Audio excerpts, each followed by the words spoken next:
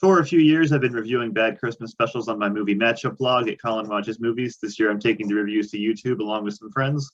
Some will be reviews of specials that are new to me. Others will be revisiting old least favorites. And today is a new special for me. And you all know Susan. She joined us for a special a couple ones ago. And today we reviewed another Night Before Christmas. Hello. Hello. Glad to have you back. I'm glad to be back. Last time we reviewed Paul Lynde's was The Night Before Christmas, and this was The Night Before Christmas. They thought it was clever to put a B in a number 4.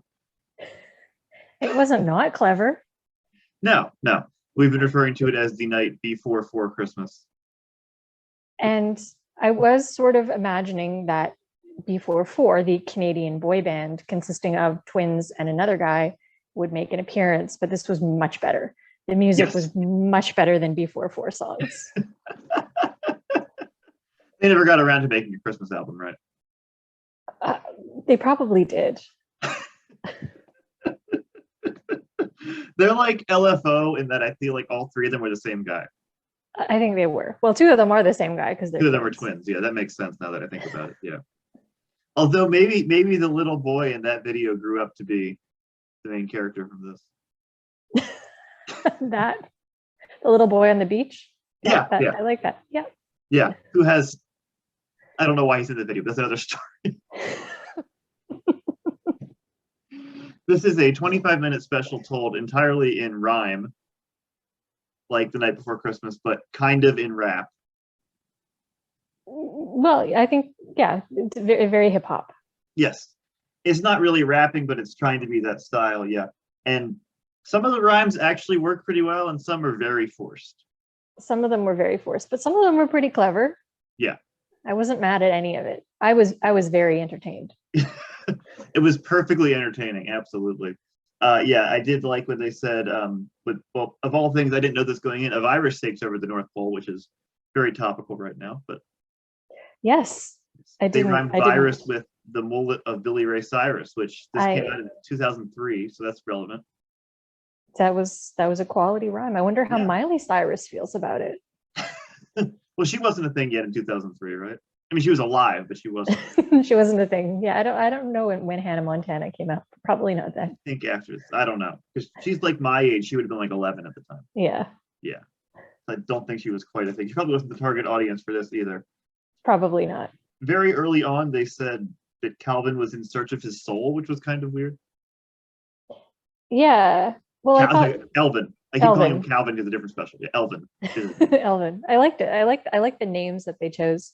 Yes. And I like that his rap name was Slim Shorty. Slim Shorty. Yes. Yes. He's an elf who wants to be a rapper, and he went with Slim Shorty. Which makes perfect sense. Yes. There's another Christmas special I've watched called Santa's Christmas Elf Named Calvin. That's actually the special. And it involves an elf who's not good at his job and gets fired, which is why I keep calling him Calvin in my head, but it's Elvin in this. Yes. He is 18 years old, starts working the toy factory, and within 3 days gets fired, because that's pretty cruel. That's really cruel. What's up with Santa? He's a jerk. Santa was a bit of a taskmaster in this. Yeah. And the happy ending was just going back to the cruel assembly line. It's true, but making it his own. He tried to make it his own early on, and Santa's like, no, we don't do that around here. You're fine. We don't change things. We don't put funky synthesizer noises in our drums in the North Pole. Only the classics. Yeah. They want the classic toy drum.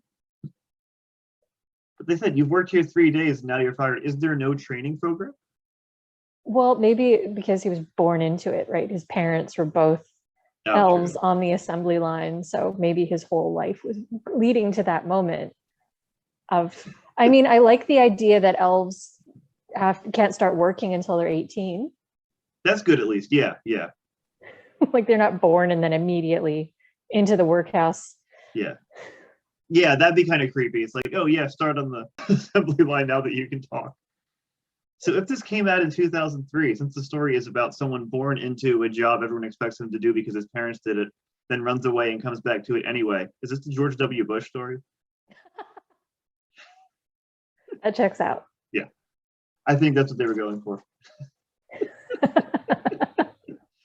Except he ends up saving the day. Right. Unless So this was like produced by the White House.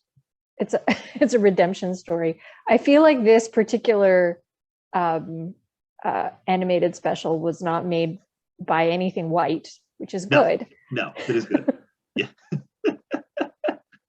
If they had tried this with white people, you could tell.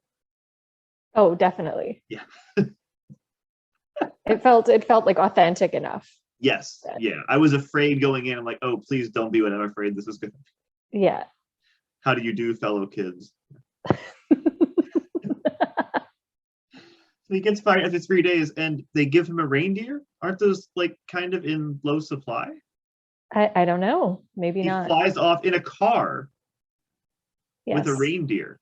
With a reindeer. Well, I guess that's the only way out of the North Pole because there aren't roads. Right. Yeah. It is a fly-in community. Cars are fine. Just the reindeers are. Well, you have to transport the yeah. Yeah. And then he lands in Portland. Portland, Oregon. I mean, that'd be an interesting movie, but yeah, Portland, Oregon. Not a Stephen King movie. No, I was kind of hoping he was gonna have an adventure in Portland. Yeah. Like it predates Portlandia, but I was imagining like he goes to like a hipster cafe, eats some vegan food. But no, his car just got indie creamed. Music. Yeah. Yeah. Like that kind of costume would work in 2003 Portland, dressed like an elf. Yeah, it's true. It would. Yeah. It would work now. You could walk around dressed like an elf in Portland. Yeah. But instead he gets his car run over by another car, which destroys it. And then he meets up with a vehicle with an anthropomorphic dog, anthropomorphic dog's girlfriend. Yes. And a garden gnome. I mean, I enjoyed Pup Dog. I thought that was a good character. Pup Dog, yes, I forget his girlfriend's name, but yeah, Pup Dog and Seamus. Stereotype. Seamus the gnome. It was really Seamus, wasn't it? It was really Seamus. It was. I'm very curious who played Seamus because that was quite the accent. It would be hilarious if it was actually Colin Farrell or something. Oh my, that would be funny if he's actually an Irish actor. Yeah, just really, really going overboard. I'm playing a gnome in a hip hop special. All right, sure.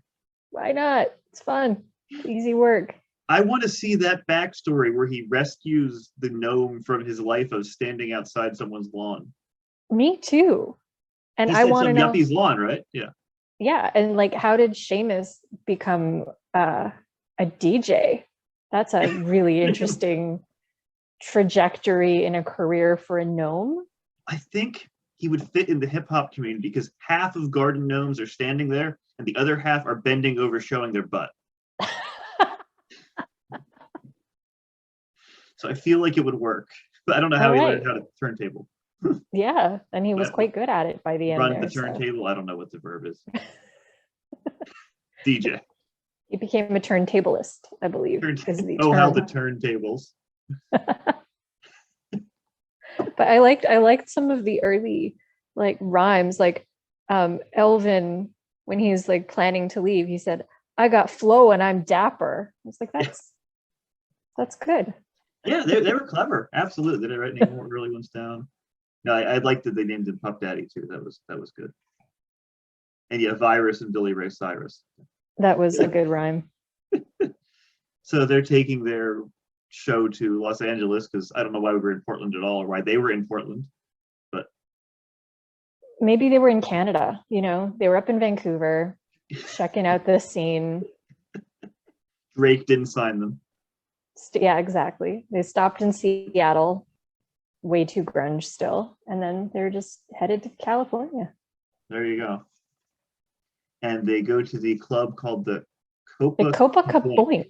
Copacabana. Because that had to rhyme with something. I can't remember what they rhymed it with, but Badoinkadoink. Badoinkadoink. No. Well, there you go. If you're gonna, you know. So they don't seem to practice. They just kind of start singing a song and it works. Well, they're that amazing. They don't have to practice. Amazing. The gnome is just a born DJ. And they have natural talent. Yes. and they hand the mic to Elvin, not Calvin, different movie. Mic to Elvin, who starts singing about working at the North Pole. Because I know I love to sing about the job I got fired from the day before. Well, it's like the working man's blues. You write what you know. But he wasn't even saying about how bad the conditions were. He wasn't, Woody Guthrieing it. He was just saying how great it was. That's true. Maybe he didn't want to misrepresent his homeland. That could be. Before he left, he was like, make sure you don't say anything bad about us in song. Fired after 3 days. And then an agent is impressed, and I called the agent in my notes the Hitler Devil. Ah, he was kind of scary. Yeah. He was He very had a menacing. Hitler mustache.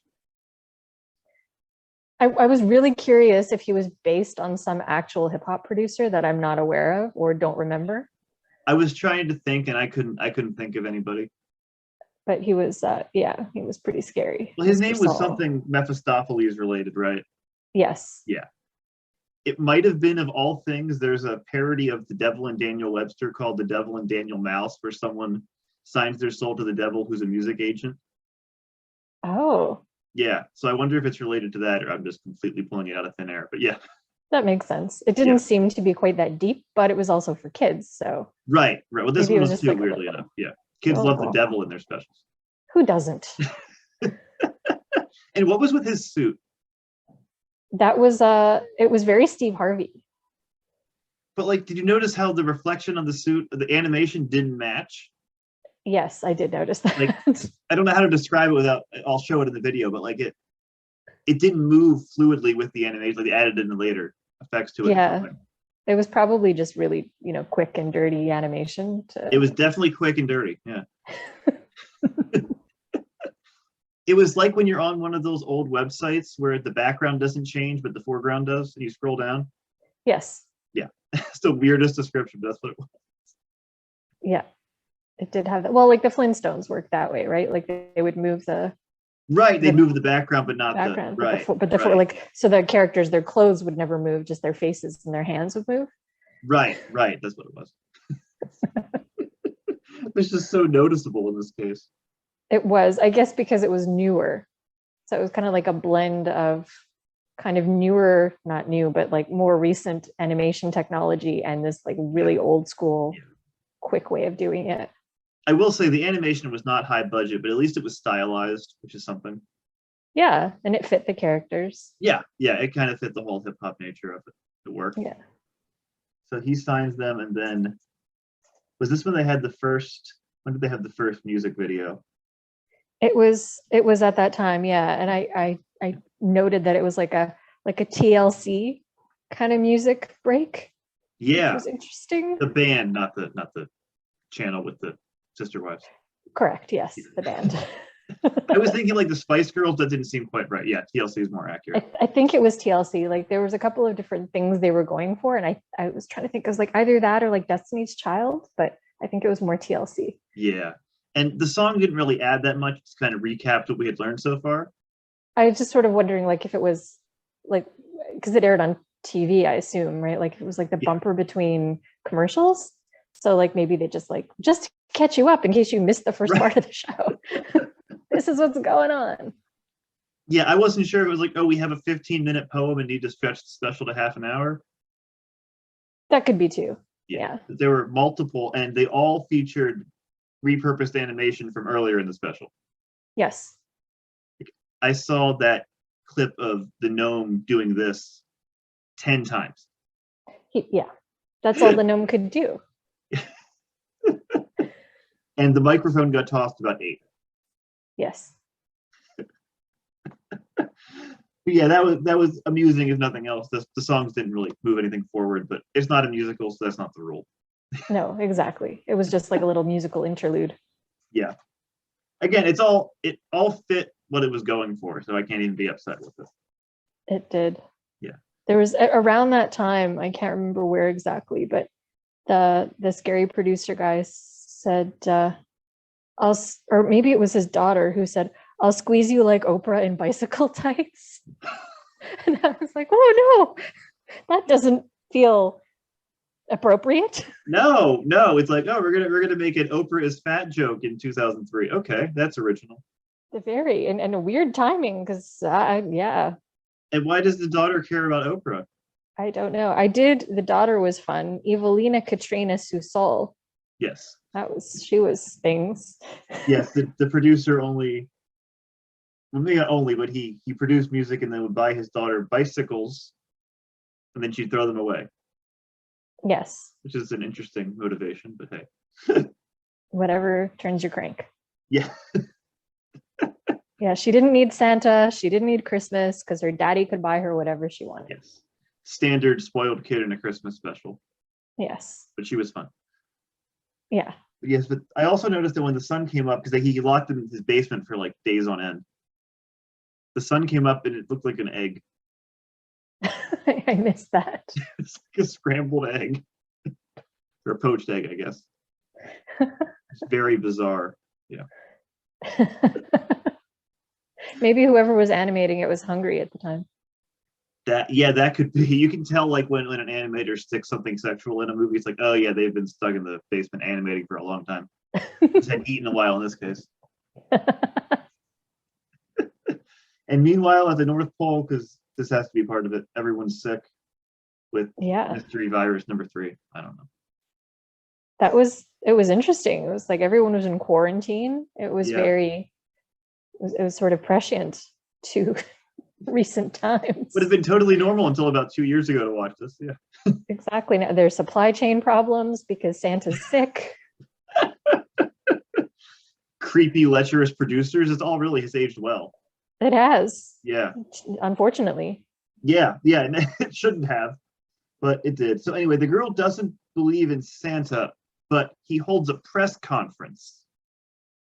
Yes. Which makes me think that everyone believes in Santa. Well, and Santa's totally a real person. Right. He's objectively real in this universe, and he's holding a press conference, but the girl's like, no, he's not real. He's on TV. Watch him. I don't know did she not believe in him or she just didn't care? After he was on TV, she didn't care, but I thought early on she said it's a whole crock, like it's fake. That's true. Or maybe just being good and getting presents from Santa is a crock. That could be. I thought she was saying he wasn't real, but yeah. It felt that way. Yeah. But, well, maybe let's be honest, maybe the writers didn't think it through all the way. As they're animating, like, oh, okay, well, we'll fix this. They probably did. This did feel very thrown together. Yeah. Like somebody pitched itself it. Is good. The rest, yeah. Yeah, the premise is good. Somebody pitched it and it got greenlit and they were like, yeah, this is great, go for it. But they hadn't thought it all the way through. Yeah. And then, so Elvin, the guy from the Cosby Show, Elvin, has to go back to the North Pole and save things because Christmas is canceled because everyone has the elf coronavirus. I don't know. The elf coronavirus. That's exactly what it was. That doesn't rhyme with much, but yeah. That's why in the Paul Lynde special, Pump It, Elf Rona. I did like the moment where he went through a drive-through and skipped on the bill at Joe's Meatloaf and Waffles. Meatloaf and waffles. Yeah. I don't know if they didn't say chicken and waffles because they didn't want to tread on somebody's like trademark, or if they felt like it would be potentially construed as racist. But yeah, I don't know. Because I feel like everyone likes chicken and waffles, right? Well, because Roscoe's Chicken and Waffles, I thought that was like a reference to that, but maybe they couldn't, I don't know. Meatloaf. Maybe Roscoe did not agree. Why'd they keep waffles in it? Like, why wasn't it meatloaf and pancakes? Because it had to rhyme with something later. Oh, okay. I can't remember what, but it ends up rhyming with something. Falafel. What rhymes with waffle? Now I can't remember. I don't know either, but you're right. It did rhyme with something that he had to go through. It made sense at the time that there were waffles involved. Yeah, meatloaf and waffles. I'm sure in the original poem they wrote chicken and waffles and then realized they shouldn't do that. Yeah. That is one weird thing about this, is that the producer has pit bulls they're going to attack, but he has hired a band with 2 dogs in it. Yeah, I also thought about that. What's the hierarchy? Is it like Narnia, where like the talking animals are? But also even the animation of the scary attack dogs was kind of Narnia-esque. Like they were kind of like the wolves. Like True. You're their right. big scary teeth. They did not look like pit bulls. Maybe they weren't pit bulls. They know they said they were pit bulls. That was part of the thing, but they looked more like German shepherds or Dobermans. Yeah, I thought so too. Yeah. But yeah, there's human dogs. The one looked like Goofy's girlfriend and or Goofy's son's girl. I don't know. And then the other one, Pup Dog, looked kind of like that character that they very briefly introduced on The Simpsons for the purpose of having an episode where they introduced a character that didn't last. I can't remember the name of the character. Was it one of those like Tonight Someone Dies? Well, no, it was like they were trying to make a point about like bringing in a cool character to get kids to watch. And it was like Cool Dog or something like that. I can't Cool remember Dog, his like name. Cool Cat. Let me look it up here. I'll find it. It's something. Oh, maybe it was a cat. No, I'm pretty sure it was a dog. My great memory here is very helpful. So the producer has a prison in his home? And yeah, in the basement. Yeah, sure. I mean, why not? And I also felt like maybe that was based on some real awful thing that somebody did. That might be right. I mean, like working a band really hard and making them like tour relentlessly and record an album in 2 days or whatever. I think that's not so far-fetched. No. And then even the gaslighting of, hey, look, it's already at the top of the charts. Enjoy, you're doing great. Yeah. Yeah, it didn't feel all that separated from reality. No. Locking them in a basement. No, exactly. And then, but I did like when they made their escape, then the girlfriend character had meatloaf and waffles stashed in her pants to feed the dogs. I enjoyed that. Well, she knew dogs like him because she is. That's a good point. So since her boyfriend is a rapper and they're both dogs, is he allowed to call her bitch in a song? Oh, yes, I imagine so. I'm curious about her. Yeah, interesting. And I think she was meant to be kind of like a Latina kind of. Oh, was she? Okay. Yeah, there was a reference in there somewhere. Okay, that makes sense. Yeah, just the way they drew her. Yeah. That too. She was even like when the they first got in the J-Lo car with him, he's like, "Oh, maybe I shouldn't get in a car with strangers." And he's like, "Nah, it's all right. Okay, thanks for that." Good lesson, kids. If you're stranded on the side of the road, get in the car with the strangers. Yeah. If he promises you to take you to LA to fulfill your dreams of a rap career, you're set. Absolutely. It always works out. Yeah. Especially if he has an Irish accented gnome with him. That would make me feel better. Yeah. So they go back to the North Pole and the girl sneaks in the sleigh with them. Yeah, Evelina. Yeah, that's right, Evelina. And it's like Maleficent. It's like we're putting evil right in the name. Yes. And they rhymed, this was the worst rhyme. Most of the rhymes were fine. They rhymed Elko, Nevada with ladder. Yeah. And even to say Nevada, it still doesn't rhyme. With ladder. Ladder. They didn't even say, they said ladder with a R though. They did. They did not. They could have tried a little harder. Yeah. That was the only rhyme that I thought was bad. The rest were like amusingly charming, even if they weren't great. It's true.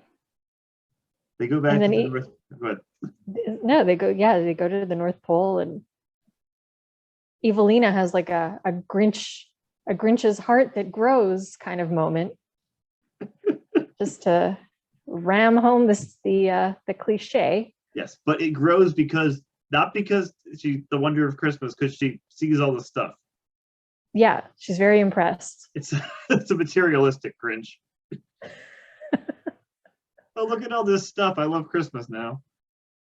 Whatever works. Or she wanted to play in an empty factory. That could be too. Who wouldn't? True. So they pump out 100 million of the toys that Elvin made to begin with, the little drums with a synthesizer beat. Yes. Yeah. And then Evelina channels Jenny McCarthy and cures them all with natural herbs.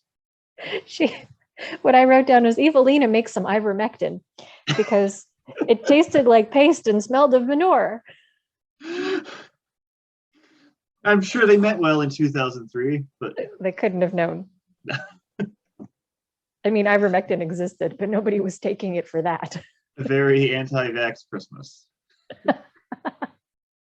Yeah, she cured everybody. That was nice of her. Maybe all the Q people just watched this and thought it was a heartwarming Christmas story, and then or heart dewarming, I suppose. But they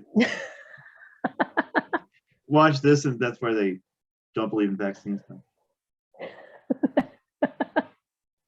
They were all indoctrinated 20 years ago. As children, it makes sense. The night before Christmas, that true story. I wish Each Hollywood story. Again, for kids. I wish they had some reference to, like, oh yeah, my mother is an herbalist, like offhand. Yeah, totally normal. Whose mother isn't an herbalist? Throw this in at the 11th hour. We have to cure this virus we made as a plot point. But hey, she saved the day. She did. With, I don't know where the herbs were, but sure, she did. She saved the day. And then they realized, oh wait, we abducted a child. Let's get her back. That is a good point. Yeah, they never actually said how old Evelina was, but her dad was not impressed when they got back. No, well, he kidnapped her. I think we forgot to mention the dad walked into his own jail cell by mistake, because one should never lock oneself in a jail cell. Another Narnia. He walked in and they shut the door on him in his own house, I guess. It seems that way, yeah. So he was stuck there. Yes. Then they came back and brought him the drum that he had as a kid. Everyone gets a drum because they didn't make much else.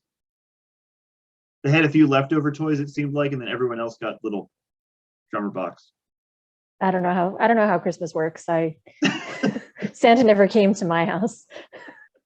I got a lot of socks. Paul Lynde was chasing a cat off the roof. That's right. So he said it's great because he had one like that as a child, except this was a new toy. Right. So Elvin made a new toy that Santa didn't like, and then he made a bunch of them. Then he gave them to this guy, and he said, oh, I had this as a kid. Right. How? Well, not from Santa. Oh, okay. So Elvin was just copying someone else's design? I mean, I don't want to cast aspersions on Elvin and his... Maybe it was just a coincidence that he invented the same thing that already existed. It was just Volcano and Dante's Peak situation? Yeah, exactly. Yeah, okay. Armageddon and Deep Impact. Two little synthesized drum toys that came out. So that all gets wrapped up, and then Elvin gets promoted to head elf, which seems pretty bold for an 18-year-old who worked 3 days. I mean, but it was a well-earned promotion because he saved Christmas. He did save Christmas, yeah, but I mean, the girl saved Christmas by healing all of them, but she didn't get much. She gets to go home and be a rich kid. Yes. She probably wouldn't want to stay at the North Pole. Santa's workshop may not be racist, but it still is sexist. And then, so again, the old school versus new school thing confused me because Santa says, no, you can't use this, it's too new. So he's like, all right, you're fired. He gives everyone that toy, they all like it, and Santa's like, oh, maybe something from the old school is good after all. So, you said it wasn't. He said this toy that was new school earlier is now old school. How much time has passed? Time passes differently at the North Pole. Plus, it was a pandemic, and we know how time has passed for us in the last 2 years. That's true. This could have taken place over, 8 years. Or just 2 months. Right. Yeah. Yeah, you're right. It was going by pandemic time. So what's old became new again by the end. Yeah. And we ended with a third music video recapping the events. Okay. Which was very old school, kind of like original, like like New York hip hop, which was kind of interesting. Yeah. What was the middle one? I'm trying to remember the middle one. The middle one was kind of, I think they were going for kind of like Nelly. Okay. And I sort of wondered if they were trying, I don't know, maybe I'm overthinking it with my vast hip hop knowledge, but that they were kind of going like West Coast and then kind of like Nashville and then New York, and capture all of the hip hop movements over time. Probably not. No, clearly they were inspired by hip hop and knew what they were doing. They weren't just, it wasn't, like I said, a Hey Fellow Kids hip hop. No, it was, yeah, it had some legitimacy to it. Right. So they probably were going for something like that. Yeah. Yeah, I didn't think it was all that bad despite some of the internal logic. It at least had charm to it. It was sweet. And if you watched it and if you were a kid, like if you were like a 7-year-old kid, you'd be like, yeah, this is great. You know, it's fun and it's got good songs. And yeah. I mean, not good songs, but and a gnome with a funny Irish accent, because that's hilarious. For as many times as white filmmakers have stereotyped characters, it's probably okay. It's never not funny to have an Irish stereotype accent. Could do worse. Yeah. I mean, what else could he have been? I don't know why a garden gnome would be Irish. At first I thought he was a leprechaun. Yeah, me too. I think I even wrote leprechaun, but he was a gnome. Yeah. He was a gnome. That was revealed at some point when he took off his hat and had some type of magical device to unlock the jail cell door that they Again, he was a gnome. He was like this high. He could have slipped through. Well, they all could have. Yeah. They all could have slipped through the bars, but he just had a key under his hat. I guess there's no strip search at this jail.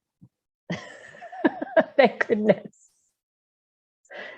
Nobody wants to strip search a gnome. It's a great Frank Zappa song. I kept, when he said, like, I have a surprise under my hat. Like, no, what kind of special is this?